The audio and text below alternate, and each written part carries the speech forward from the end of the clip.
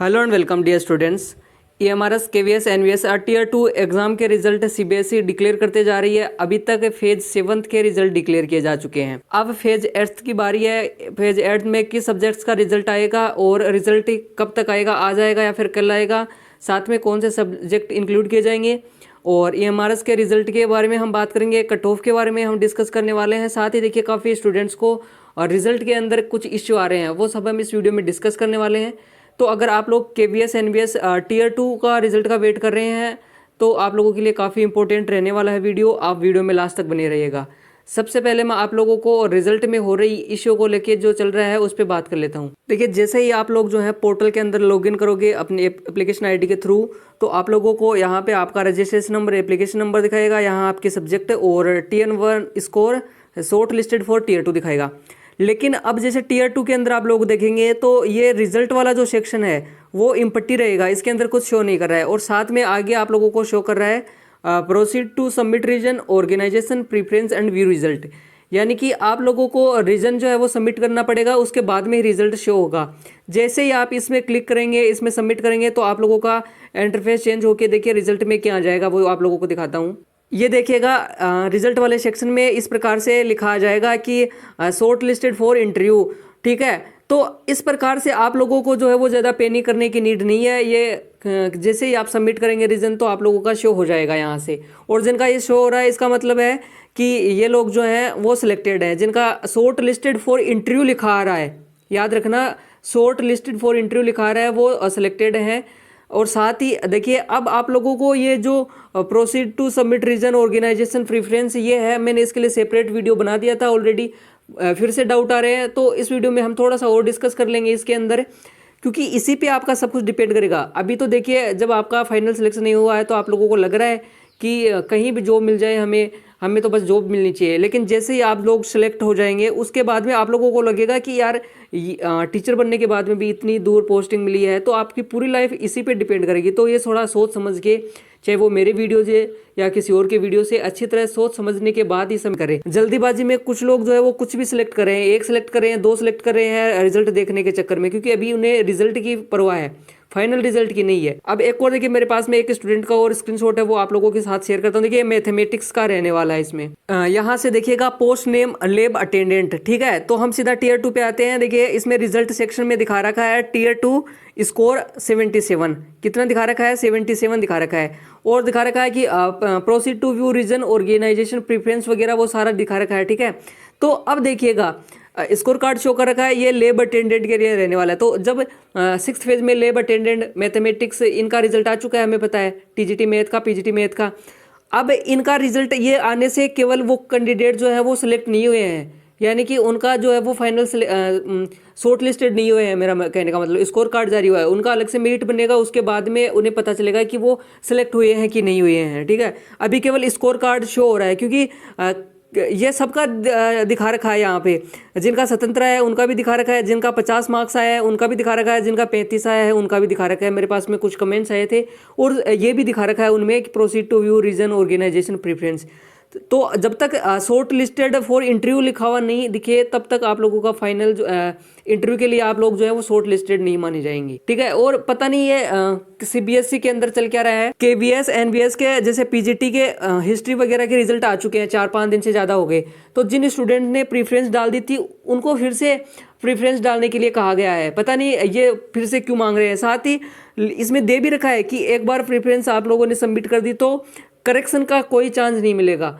अब पता नहीं ये क्या चल रहा है, कहीं कोई पीठ पीछे स्कैम तो नहीं चल रहा है, बैकडोर किसी को एंट्री तो नहीं मिल रही है। अब पता नहीं हो क्या रहा है CBSE के अंदर। अब मैं थोड़ी सी कट ऑफ डिस्कस कर लेता हूँ। सबसे पहले तो मैं आप लोगों को बता दूँ कि फेज 8 के अंदर KVS NVS में रिजल्ट जो है वो किसकी पॉसिबिलिटी आने की बात कर लेता हूँ, PGT की।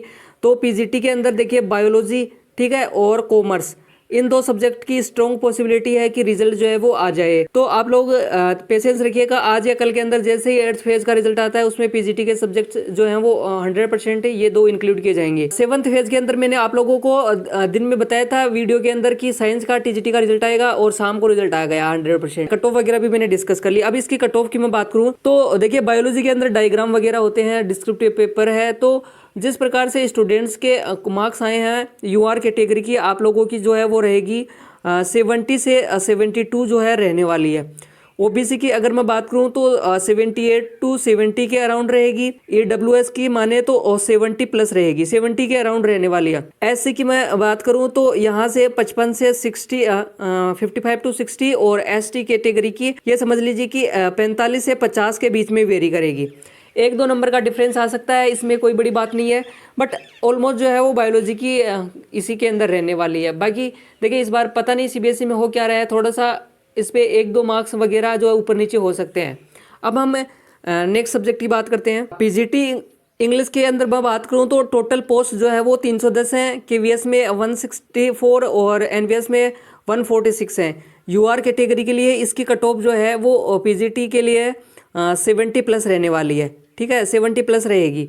और साथ में मैं बात करूं और ओबीसी के लिए तो ओबीसी कैटेगरी के लिए ये रहेगी, यहाँ पे आप लोग मान सकते हैं 60 टू 70 रहेगी। ईडब्ल्यूएस के लिए वो ही रहेगी, 70 प्लस रहने वाली है, ठीक है, 70 प्लस रहेगी। आप लोग यूआर में देखिए, यूआर में थोड़ा सा चेंज करते हैं, यूआर में 70 नहीं, यूआर में लगभग आपकी 72 प्लस रहने वाली है। अब टीजीटी इंग्लिश की बात कर लेते हैं, टोटल पोस्ट की बात करें, देखिए केवीएस में 314 है, एनवीएस में 281, टोटल जो है 595 पोस्ट है। पोस्ट काफ़ी अच्छी खासी हैं, तो देखिएगा 3 मल्टीपल जो है वो लोग कैंडिडेट सिलेक्ट कर रहे हैं। तो यूआर के लिए देखिए टीजीटी का वैसा भी थोड़ा लेवल जो है वो ईजी रहता है, तो आप लोग जो है वो यूआर की 75 प्लस जो है वो रहने वाली है। ओबीसी की मैं बात करूँ, ओबीसी की 70 के अराउंड रहेगी और ईडब्ल्यूएस के लिए 72 से 73 के आसपास रहेगी। एग्जैक्ट तो नहीं बता सकता डिस्क्रिप्टिव पेपर होने की वजह से, बट ये समझ के चलिए कि इतने ही रहेगी, अराउंड तो इतनी रहेगी। एससी के लिए हम बात करें तो 60 और एसटी के लिए बात करें तो 55 रहेगी। देखिए प्लस माइनस 1 से 2 मार्क्स कर लीजिएगा इन जितने भी पोस्ट की मैंने डिस्कस की है, इससे ज़्यादा डिफरेंस आने वाला नहीं है, और इतना तो देखिए डिफरेंस आप लोगों को देखने को मिल जाएगा। केवीएस एनवीएस का फेज 7 के अंदर देखिए टीजीटी साइंस का रिजल्ट आ चुका है, अब फेज 8 का रिजल्ट बाकी है। मैंने बता दिया कि कौन से सब्जेक्ट्स का आने वाला है रिजल्ट, ठीक है। फेज 8 के अंदर मैंने जो सब्जेक्ट्स के आने वाले हैं वो बता दिए। अब देखिए टीजीटी के लिए एक बार बता दूं मैं, टीजीटी में देखिए एसएसटी का जो है वो मेजर प्रायोरिटी पे है कि इसका रिजल्ट है, साथ में स्पेशल एजुकेटर, ठीक है, स्पेशल एजुकेटर। और एक तो स्पेशल एजुकेटर की बात हो गई, एक जो है वो पीआरटी, इनका जो है वो रिजल्ट आने की पूरी पॉसिबिलिटी है, क्योंकि इन्हीं के रिजल्ट पेंडिंग है। जो मेजर सब्जेक्ट्स का है उनके रिजल्ट आने वैसे भी स्टार्ट हो गए हैं।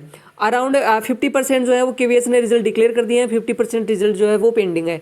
बात करें हम ईएमआरएस की, ईएमआरएस के अंदर वो लोग यही बोल रहे हैं केवीएस एनवीएस के बाद रिजल्ट आएगा। मैंने आप लोगों को एक मेल का फॉर्मेट जो है वो प्रोवाइड करवा दिया टेलीग्राम पे, आप लोग टेलीग्राम चैनल जो है वो ज्वाइन कर लीजिएगा, वहाँ से आप लोगों को मिल जाएगा। आप ईएमआरएस को मेल करिए, मैं देखिए जैसे ही कॉल करके बताता हूँ, जो भी इन्फॉर्मेशन आती है वो सब कुछ आप लोगों के साथ में शेयर करता हूँ। अगर आप चैनल पे नए हैं तो प्लीज़ चैनल को सब्सक्राइब कर लीजिएगा, क्योंकि इस पे जो भी इन्फॉर्मेशन आएगी ना केवीएस एनवीएस या फिर अदर कॉम्पिटिटिव एग्जाम के रिगार्डिंग सबसे पहले आप लोगों तक पहुंचा दी जाएगी।